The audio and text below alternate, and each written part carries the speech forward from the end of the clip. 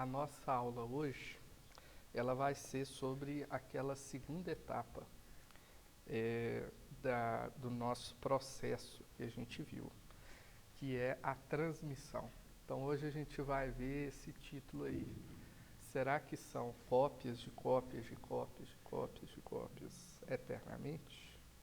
Bom, vamos ver então hoje. Fazendo uma recapitulação, né, da aula passada, nós estamos vendo esse tema. Por que confiar na Bíblia, né? Então nós estamos seguindo esse livro aqui do pastor batista Greg Gilbert, pastor americano, que é publicado pela editora Fiel, um livro bem baratinho. Se os irmãos puderem e quiserem, recomendo muito adquirirem o livro, é uma leitura muito simples e que nós estamos seguindo nesse estudo, né? Até vão ser 5 aulas, nós estamos na segunda, então é um livrinho bem interessante. Bom, na semana passada nós lemos Efésios 2, de 7 a 9. E por que nós lemos isso? Porque, por mais que a gente faça a defesa da fé, por mais que a gente faça a apologética, é o Espírito Santo que faz a obra, não somos nós. Se esse templo hoje tem 5 pessoas, vamos orar para o Espírito Santo convencer as pessoas de virem a esse templo, porque a gente batendo de porta em porta, a gente correndo, pulando, a gente pode até trazer algumas, mas elas não vão ficar. É o Espírito Santo quem capacita. E, irmãos, da mesma forma é quando a gente vê esse tipo de curso, né, de tema. Por que confiar na Bíblia? Nós vamos tratar o Novo e o Antigo Testamento como história, né? E, irmãos, mesmo se a gente convencer claramente, igual, né, é o nosso objetivo, convencer claramente de que confiar na Bíblia não é tão salto de fé assim, não é um documento mirabolante, não é um documento conspiratório, alguma coisa assim, mesmo que a gente consiga fazer isso, se a pessoa não quiser crer, não vai adiantar nada a nossa argumentação, né?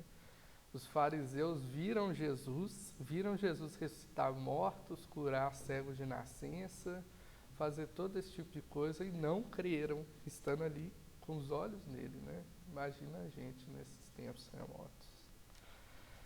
Bom, a primeira coisa que nós vimos é isso, né? A obra não é nossa, a obra é de Deus. Mas Pedro nos ordena lá em 1 Pedro 3,15, na verdade, que nós devemos dar a razão da esperança da nossa fé. Nós devemos estar preparados para responder àqueles que perguntam: por que confiar na Bíblia? Por que crer na Bíblia? Por que você leva a Bíblia a sério? Nós devemos estar preparados para responder essas pessoas conforme a orientação de Pedro. Nós devemos, então, ser defensores da nossa fé, nós devemos ser apologetas. É isso que significa a palavra apologética, defesa. E, irmãos, como evangélicos protestantes, o que é a nossa fé? Aqui no Brasil as pessoas não gostam muito do termo protestante, né? Todo mundo prefere falar evangélico, crente, alguma coisa do tipo, né? Mas o que é a fé? A fé protestante, né? A fé reformada, que é o que nós somos aqui como igreja presbiteriana. Nós cremos na Bíblia. Simples, muito simples. Nós cremos na Bíblia como nosso padrão de fé. Nossa fé é centrada na Bíblia, portanto, nós devemos estar preparados para defender a nossa fé, para defender a Bíblia, para defender esse livro que nós acreditamos ser as palavras de Deus. Sabemos que a Bíblia, basicamente, se repousa em um fato. Toda a Escritura é centrada na vida, obra e morte de Jesus Cristo. Toda a Bíblia. o Antigo Testamento o tempo inteiro está profetizando acerca de Jesus Cristo. Jesus Cristo, quando vem, prega o Antigo Testamento. O que Jesus Cristo faz é pregar o Antigo Testamento. Isso que ele fez. Depois, Jesus Cristo autoriza a escrita do Novo Testamento por seus companheiros, né, por seus discípulos, os apóstolos. Então, toda a Bíblia é centrada em Jesus Cristo. O livro é sustentado pela ressurreição de Jesus Cristo. Sim, Tiago.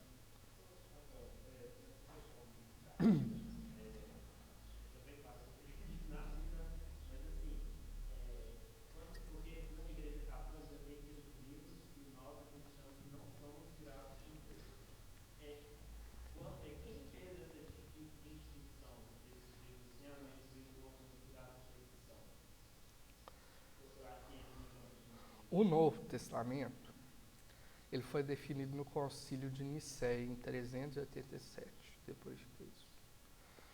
E o Antigo Testamento era utilizado o Antigo Testamento judaico, que é a Tanakh, que são os livros que a gente tem hoje, os 39 livros que a gente tem hoje. Porém, quando Jerônimo traduziu do grego da Septuaginta para a Vulgata, Jerônimo traduziu esses 5 livros que tem a mais na Bíblia Católica, mas ele colocou uma observação na tradução dele.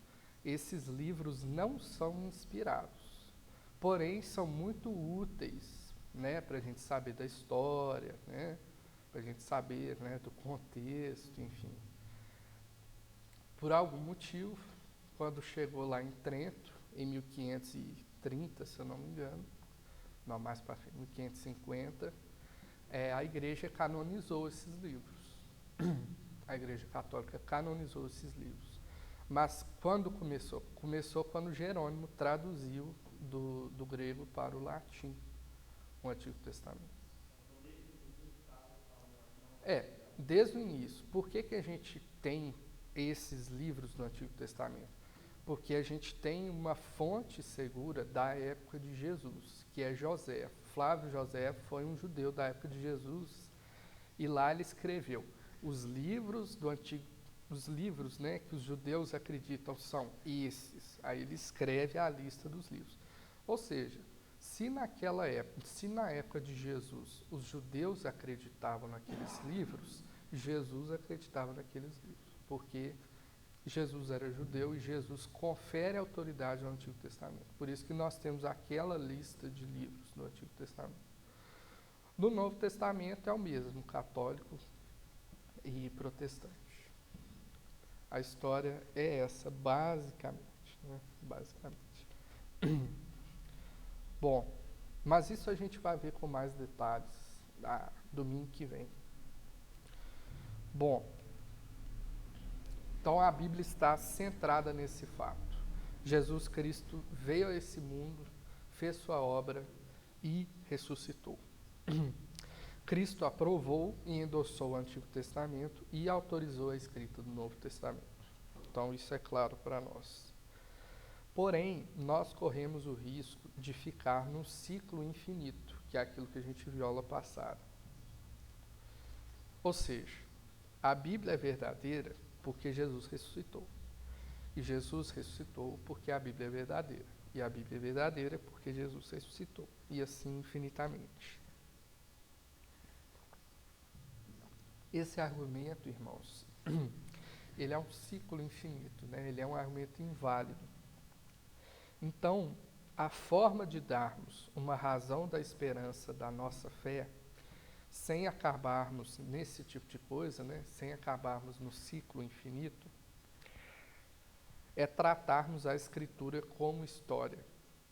Então, nós vimos que o cristianismo, ele é histórico no sentido de ser antigo, né? No sentido que as pessoas, né, comumente dizem que é muito antigo, né? O cristianismo tem 2000 anos, aproximadamente.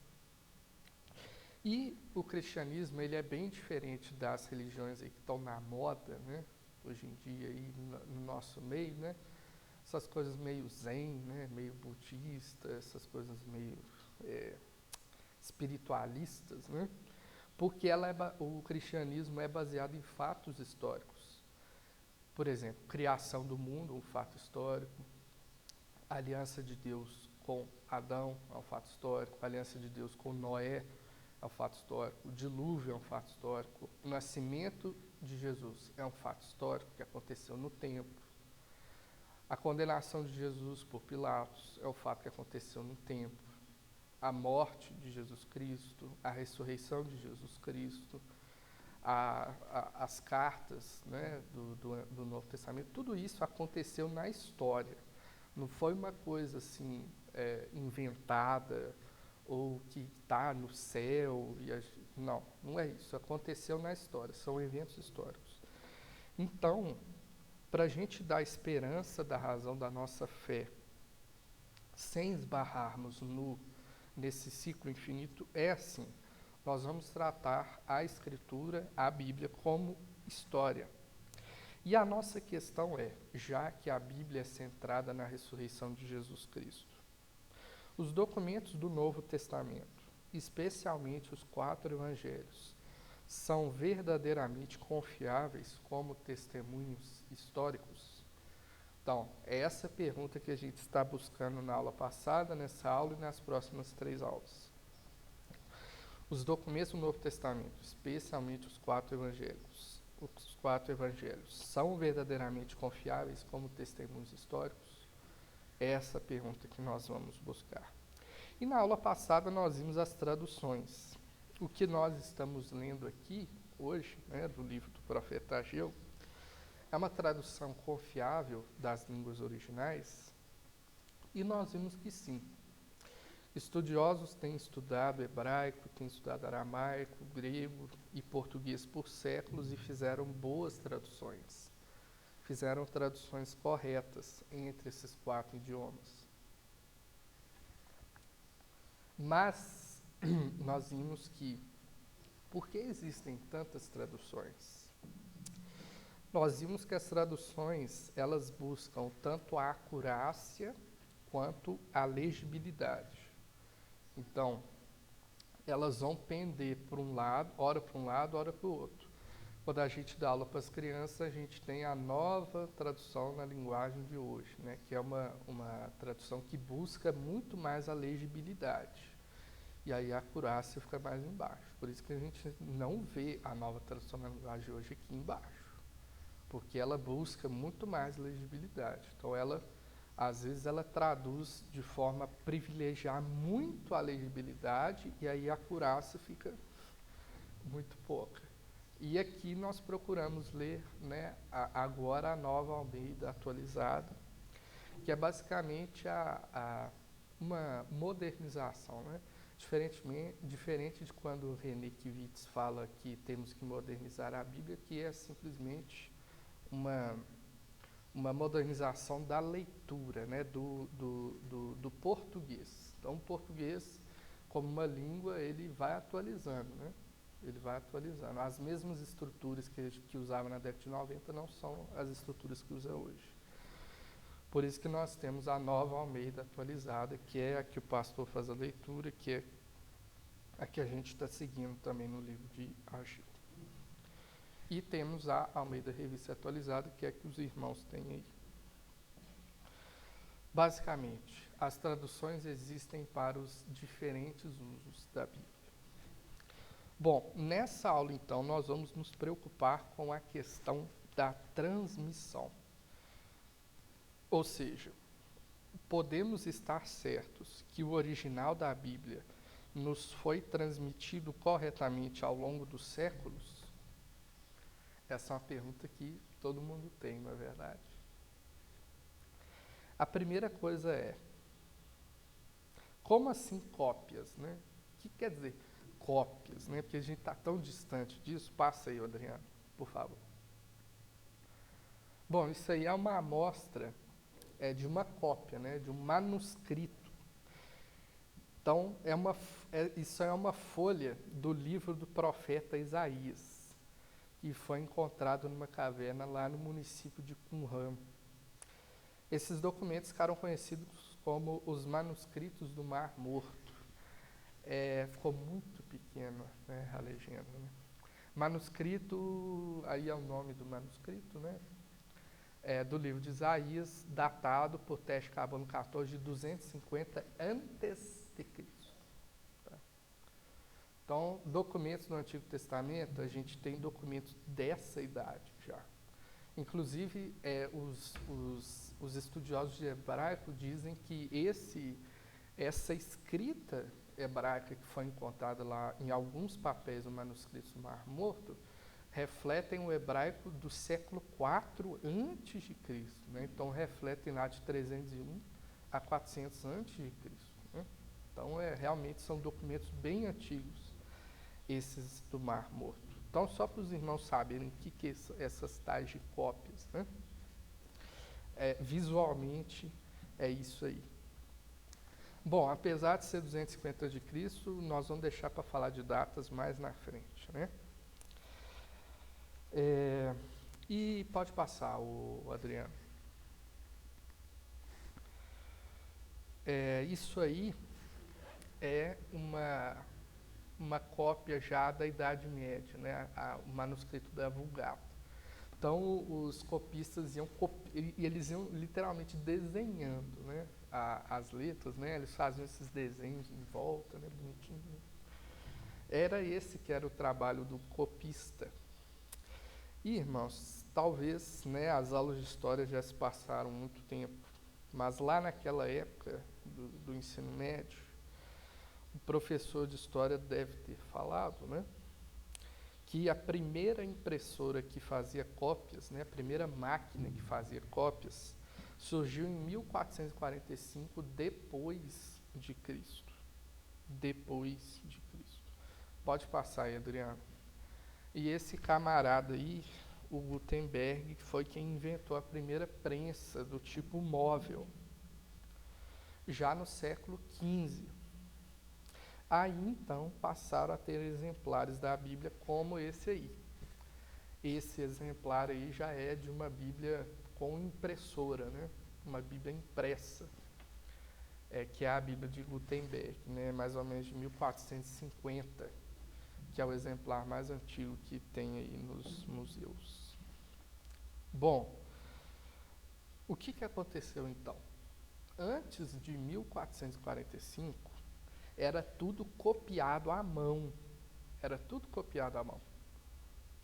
O trabalho era feito por copistas. Eles pegavam um documento mais antigo, que já estava desgastado, né? Eles pegavam e copiavam esse documento antigo em novos papéis, em novos papiros, pergaminhos, etc.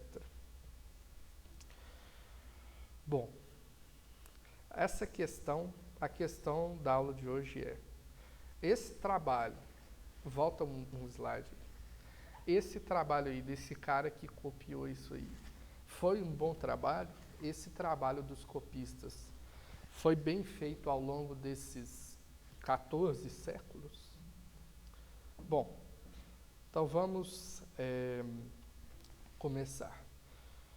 O fato é que o pedaço que o papiro que Marcos, Lucas e João e Mateus usaram para escrever seus livros não existe mais.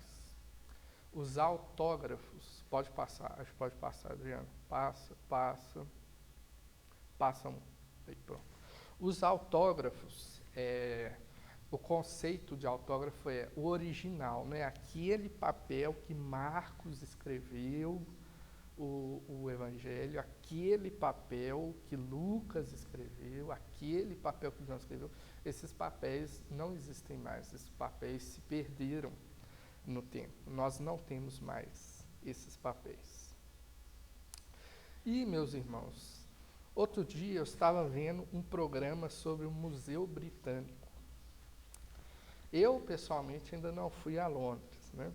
Mas eu pude ver algumas coisas muito interessantes que tem lá no Museu Britânico. Lá tem o original da Carta Magna. Aquela carta lá que foi escrita pelo rei João lá em 1215, rei da Inglaterra. Uma carta, o original da carta de 1215. está lá no Museu Britânico. Lá tem uma cópia, aquela mesma cópia daquela Bíblia de Gutenberg, né, que estava na foto, a primeira Bíblia impressa. Tem uma cópia lá no Museu Britânico, ou seja, um documento de 1450, mais ou menos.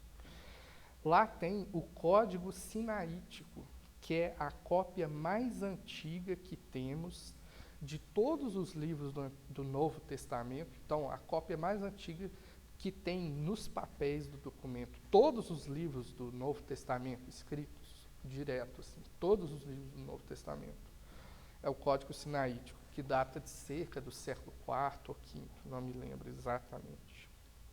Está lá no Museu Britânico. Lá tem um caderno de anotações de Leonardo da Vinci, um caderno que Leonardo da Vinci escrevia à mão. Lá tem o rascunho da música Help, escrito à mão por John Lennon. Passa aí, Adriano, por favor.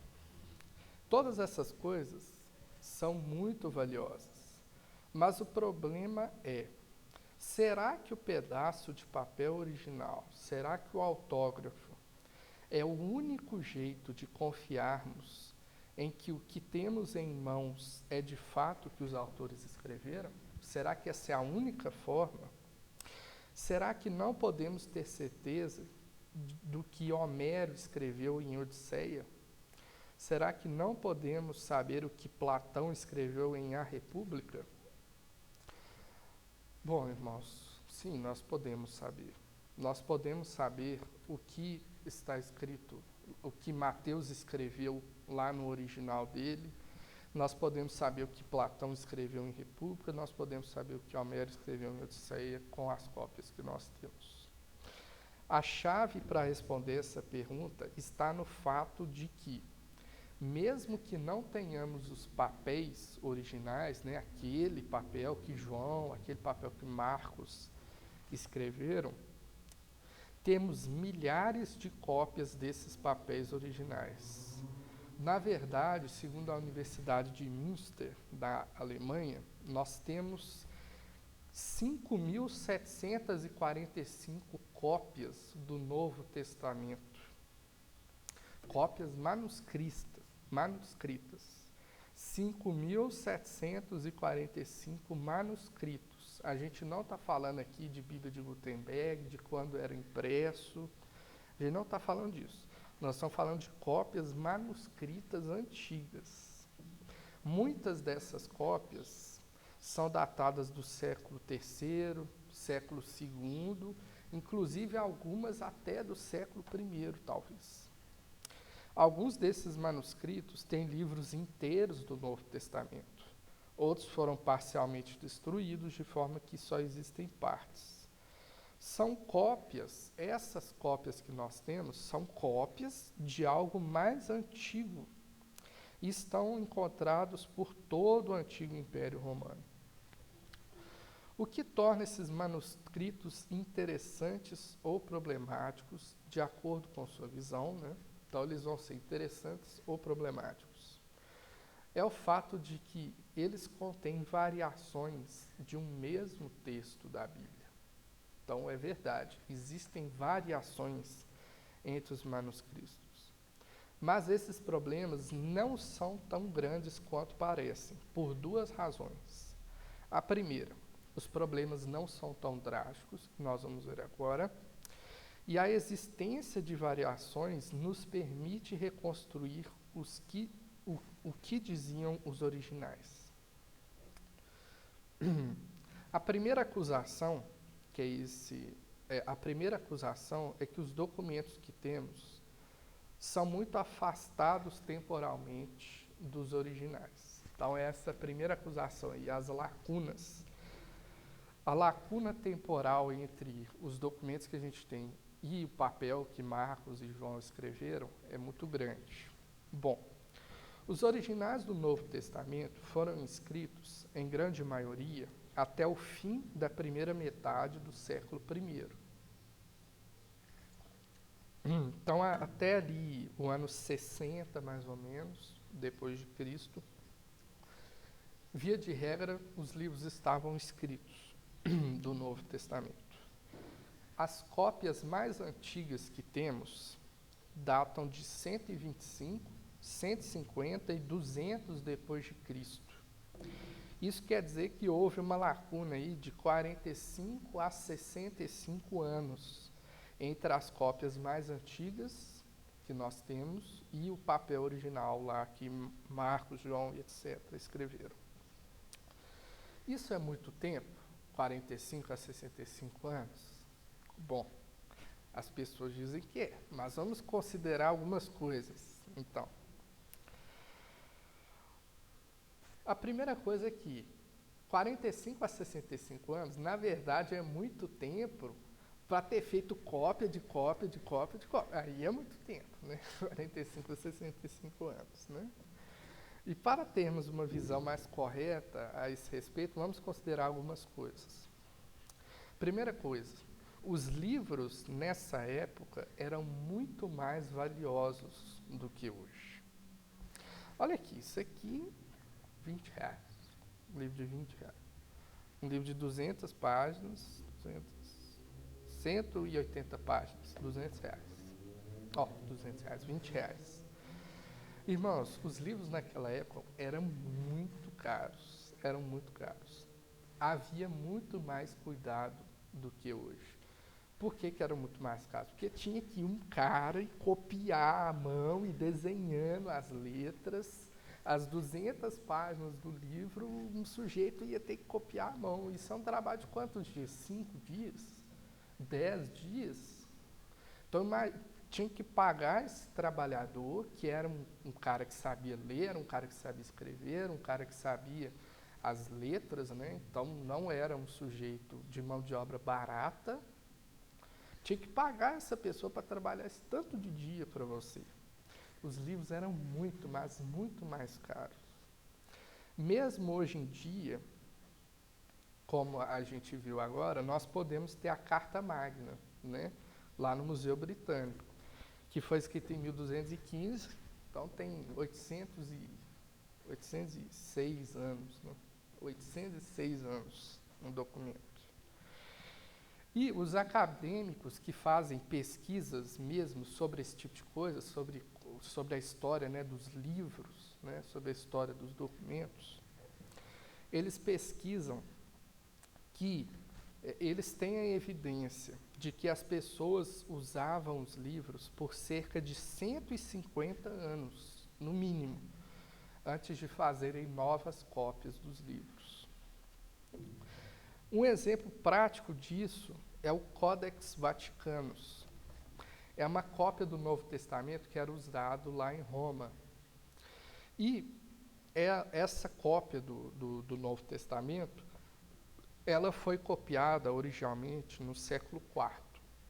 Então, a cópia dela foi feita no século IV. E é documentado isso lá nos documentos do Vaticano. Porém, os copistas tiveram que passar tinta por cima das letras, né? Porque, tipo assim, estava ficando meio apagado. Aí eles foram lá e passaram tinta em cima no século X. São 600 anos de uso de um documento. São 600 anos de uso.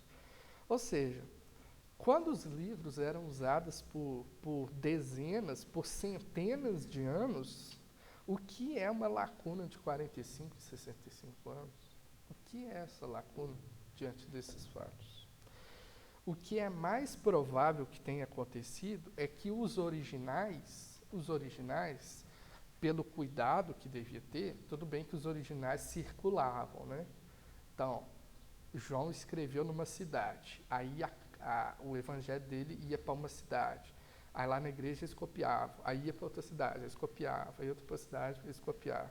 O que é mais provável? Que isso tenha acontecido. Os originais foram preservados e usados para fazer muitas cópias no decorrer de décadas e, o que é mais provável pela duração que a gente está vendo, por séculos, antes de se perderem, né? Antes do papel apodrecer. Além disso, as cópias que temos essas 5.745, foi? Deixa eu voltar aqui. Essas 5.745 cópias que a gente tem manuscritas, passa um slide aí, Adriano, elas são espalhadas por muitas regiões. Eu coloquei um mapa aí nossa, gente, ficou muito pequeno, né? Eu coloquei um mapa aí mais ou menos do século VI. Os irmãos estão vendo uns pontinhos assim, tipo uma cruz, pequenininhos, espalhados por toda a região que era o antigo Império Romano. Mais ou menos aí, naquelas regiões mais escuras, tem um monte de pontinho vermelho, passando por aqui, pela África, pela região ali de Israel, até lá na Inglaterra. Todos esses pontos são comunidades monásticas, são mosteiros. Todos esses pontos aí no século VI, aliás, está ali, os primeiros são do século IV e os segundos do século VI. Então, meus irmãos, em todas essas comunidades monásticas, tinha uma cópia da Bíblia. Em todas essas comunidades monásticas. Então, veja como que não é tipo assim, a gente tem 5.400 e tantos manuscritos, mas tudo de um lugar só. Não, a gente tem 5.745 manuscritos espalhados por toda a cristandade. Então, meus irmãos, é muito grande a amostra que nós temos. É muito grande. Passa o slide aí, Adriano. Bom, meus irmãos, mas e as diferenças que existem?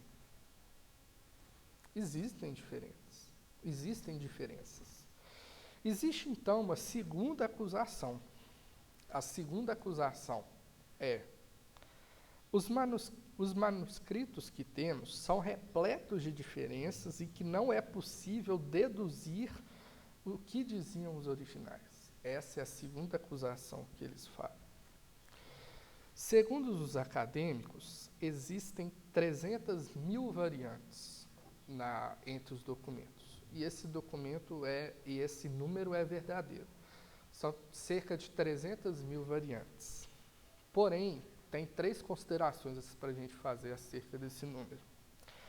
A primeira coisa é que esse número de 300.000 não considera apenas os manuscritos, ou seja, não considera apenas os 5.745. Não considera. Ele considera os outros cerca de 10.000 manuscritos que eram traduzidos para outras línguas. Ou seja, ele considera também os manuscritos que não estavam em grego nem em hebraico. E consideram também as cerca de 10.000 citações antigas nas cartas dos primeiros 600 anos depois de Cristo. Então, eu vou mandar a carta para o Adriano mora lá em Éfeso, eu moro em Roma, aí eu vou escrever uma carta para ele, você viu lá esse versículo, pá. Aí eu mando para o Adriano, aí por algum motivo essa carta ficou guardada até hoje, e nós temos essa carta, e aí nós vemos lá, olha, essa pessoa citou esse versículo assim, então anota. Aí, por exemplo, tem uma variação nessas cerca de 10.000 cartas que têm sido guardadas e que citam versículos bíblicos. Ou seja, são 300.000 variantes em cerca de 25.000 documentos. 300.000 em cerca de 25.000 documentos. O que, se dividir, dá aproximadamente 12 variantes por documento. Ou seja, em cada documento tem cerca de 12 variações. Aí o número de 300.000 já fica mais razoável, né? A segunda coisa que a gente tem que considerar é que a contagem de variantes é feita da seguinte forma. Passa um aí, Adriano. Passa um. A contagem de variantes é feita da seguinte forma. Por exemplo, tem um manuscrito que diz, sou inocente, tem um documento, né, que diz assim, sou inocente do sangue desse homem. Lá é Pilatos dizendo acerca de Jesus.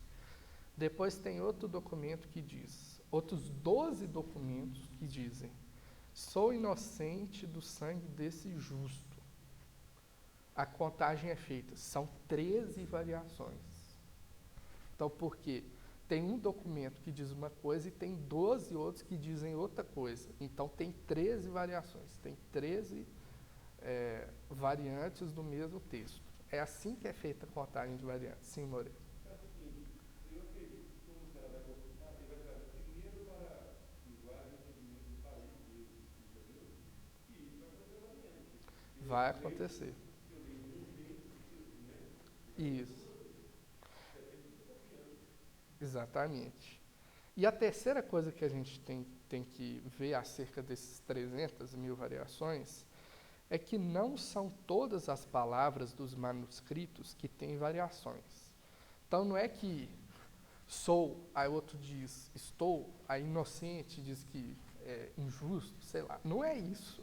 Não é que todas as palavras dos manuscritos têm variações. Mas elas... Pois é. Você pega aqui, nós faz, por exemplo, São Português. Chama pai, outro pai muito, conhecido, Sim, entendeu? exatamente. São variantes. Então, não é que todas as palavras do texto tenham variações, mas elas estão concentradas em torno dos mesmos poucos lugares. Bom, que poucos lugares? As diferenças existem em cerca de 6.500 lugares, o que dá aproximadamente 2% da Bíblia. Então, existem diferenças nos manuscritos em 2% do texto bíblico.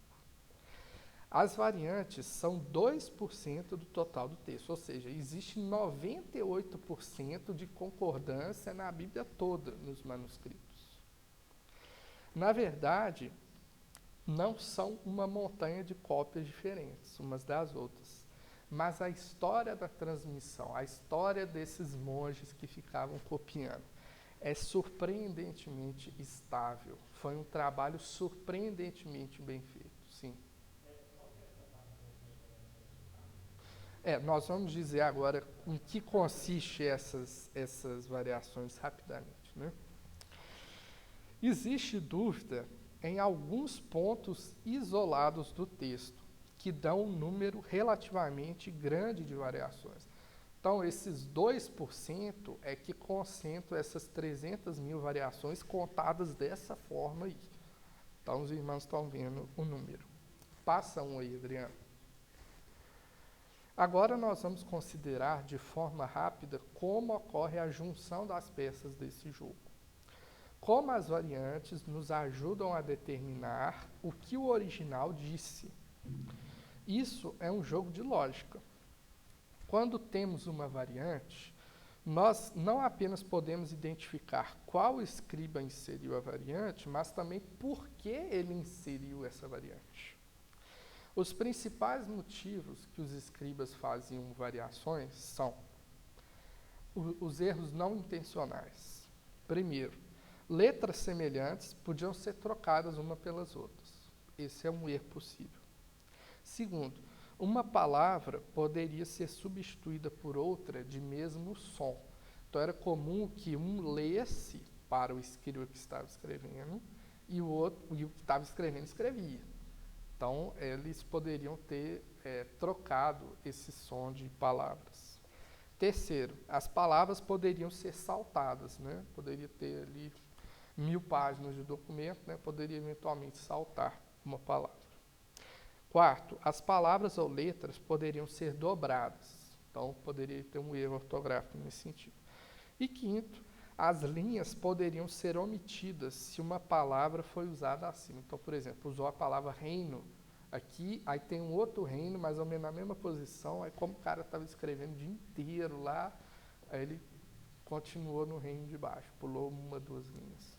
Isso é o que poderia ter acontecido de erros não intencionais. Os erros intencionais, o que o escriba poderia ter feito intencionalmente? Uma palavra poderia ser corrigida pelo escriba. Então, o escriba, não, essa palavra aí não está muito boa, não, vou trocar ela. Segundo erro intencional, ele poderia ter mudado uma palavra para concordar com a outra. Nós vamos ver um exemplo disso daqui a pouco. E o terceiro erro possível, intencional, ele poderia ter esclarecido algum problema que ele viu, que ele não entendeu, ele foi lá e fez alguma observação no texto. Por exemplo, Mateus 5:22. Passa aí, Adriano. Está aí o texto. Está aí duas variações que a gente conhece. Uma diz assim: Eu, porém, vos digo que todo aquele que se irar contra seu irmão estará sujeito a julgamento. E a versão do outro escriba diz: Eu, porém, vos digo que todo aquele que sem motivo se irá contra seu irmão estará sujeito a julgamento. Então, o que tem de diferença aí? Passa aí, Adriano. O sem motivo, não é isso? Eu, porém, vos digo que todo aquele que se irá contra seu irmão estará sujeito a julgamento. Eu, porém, vos digo que todo aquele que sem motivo se irá contra seu irmão estará sujeito a julgamento. Então, tem uma diferença aí. Uma diferença aí. Hum.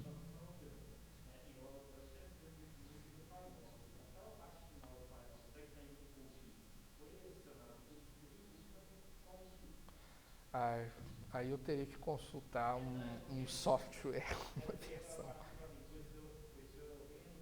Sim. Eu não vou ter condição de falar isso. Talvez daqui a uns 2 anos eu tenha. Tá. Tipo isso, né?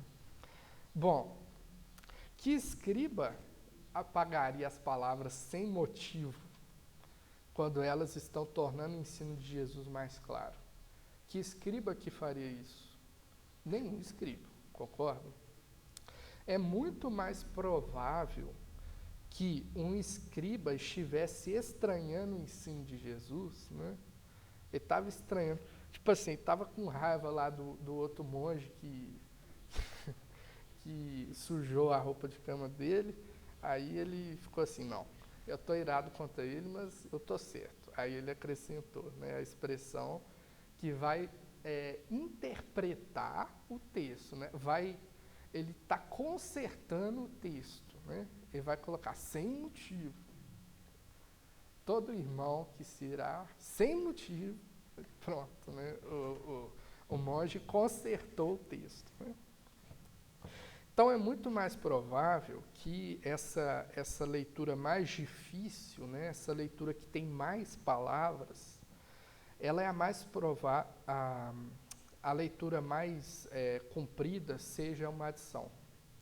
E é mais provável que a leitura mais simples, que exige que você, porque ali está escrito, porém vos digo que todo aquele que se irá contra seu irmão estará sujeito a julgamento. Então ele não está fazendo nenhuma caracterização da ira. É mais provável que essa versão mais curta seja a original. E é claro, por exemplo, tem 5.000, vamos supor que desse texto tenha 4.000 cópias. Se 5 dizem essa segunda versão e as outras 4.995 dizem a outra versão, é mais provável que seja a outra, concorda? Então é assim que os estudiosos fazem. É assim que eles fazem. Eles vão pegando cada texto que tem variações, que são 2% da Bíblia, 2% da Bíblia tem variantes. Então, eles vão pegando cada texto, elencando as possibilidades e pesquisando e trabalhando. Esse é o trabalho da crítica textual, que chama. Oi, Adriano. Rafael, no caso aí, ó, isso ele está falando que assim, quando ele fala sem motivo, qualquer leitura não deve estudar. Ele basta falar sem motivo, como se fosse escrevendo muito propósito. Tipo isso. Entendeu? Ele está interpretando a passagem, tá vendo? Está interpretando. Por isso que eu falei, esse cara aí deveria estar bravo com alguém lá e foi lá e colocou isso aí, né? Isso aí me faz lembrar as ciências, né? Porque às vezes aparece o DNA do homem com macaco. E aí você lê a fundo, lá fala que é 2%, né, dos organismos que parecem Não. com macaco. sobre essa questão, 2% do DNA, se eu não me engano, tá? É comum a todos os seres vivos, né? Não só. É claro que o do macaco tem semelhanças, né? Por isso que eles dizem isso, né? Eles não dizem essa afirmação do nada. Mas isso aí é o DNA de Deus. Isso aí prova que é um que criou tudo, né? Não prova que é um descende do outro, né? Mas, então, irmãos, esse é o trabalho da crítica textual. Então, eles vão pegar os textos que têm variante e estudar, e ir lá botar e ver as possibilidades e tal. Isso que eles vão fazer. Mais uma vez, a maioria das variantes são em textos que têm muito pouca importância, irmãos. São em pronomes no plural, as variações. São variações nos tempos verbais, são variações nas palavras que temos em ordem invertida. Então, por exemplo, um escreveu casa feia, outro escreveu feia casa. São a maioria dos 2%, a maioria das 300 mil variantes que ocorrem nos 2% é desse tipo de coisa. Então, a maioria das variantes não afeta, aliás, nenhuma variante afeta significativamente o significado da Bíblia que temos em mãos. Os acadêmicos cristãos, eles têm muito cuidado em documentar as variações mais significativas. E todos nós podemos ter acesso a esses livros. Qualquer um pode pesquisar lá no Google e ter esses livros em casa. O fato é que não existe uma conspiração, não existe um monastério que pegou todas as cópias e pegou e queimou tudo e fez uma coisa. Não existe isso, irmãos. A pessoa que fala isso, ela está viajando. Não existe isso. Nenhuma das doutrinas fundamentais da fé cristã está baseada em qualquer texto que tenha variantes. Nenhuma das doutrinas fundamentais está em textos que têm variantes. Todas as doutrinas estão nos 98% que não têm variantes. A verdade é que a acusação de que não podemos saber o que dizem os originais é falsa. Essas pessoas que dizem isso, elas não têm conhecimento de causa. Concluindo, os autógrafos são então os documentos originais, que não temos mais. Não temos mais os documentos originais. As primeiras cópias não apresentam lacunas tão grandes, como nós vimos de 45 a 65 anos, que impossibilitam uma cópia correta. As diferenças, as variantes, são cerca de 300 mil, mas localizadas em 2% do texto bíblico. Percentual muito pequeno. As variantes que existem podem ser, na verdade, ferramentas para sabermos o texto original. Então, é isso que a crítica bíblica faz. A nossa questão, então, é: os documentos do Novo Testamento, especialmente os 4 evangelhos, são verdadeiramente confiáveis como testemunhos históricos? Nós vimos que as traduções dos documentos são corretas e fidedignas. Agora nós vimos que podemos saber que os autores desses documentos escreveram originalmente. Então nós podemos saber, sim, o que João escreveu lá no original dele, podemos saber o que Mateus escreveu, o que Marcos escreveu. Nós podemos saber. Semana que vem, nós veremos se os livros que temos aqui, se esses 66 livros, são os livros que a gente está procurando. Por que estamos tão convictos de analisar esses livros e não aqueles livros? Nós veremos, então, no próximo domingo. Bom, alguma dúvida, algum comentário?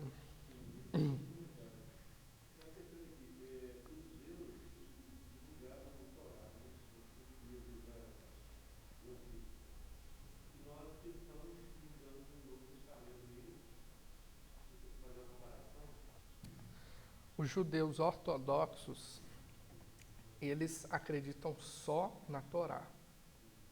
Os judeus normais, eles acreditam na Tanakh, que é o Antigo Testamento todo. E os judeus messiânicos, eu tenho um colega que é judeu messiânico de faculdade. Ele estuda teologia reformada e é judeu messiânico. Eles acreditam no Antigo e no Novo. Eles acreditam em Jesus. Só que eles mantêm lá os rituais, né? Que isso a gente não concorda, mas convive. Né? A salvação é por Cristo. A salvação é por Cristo.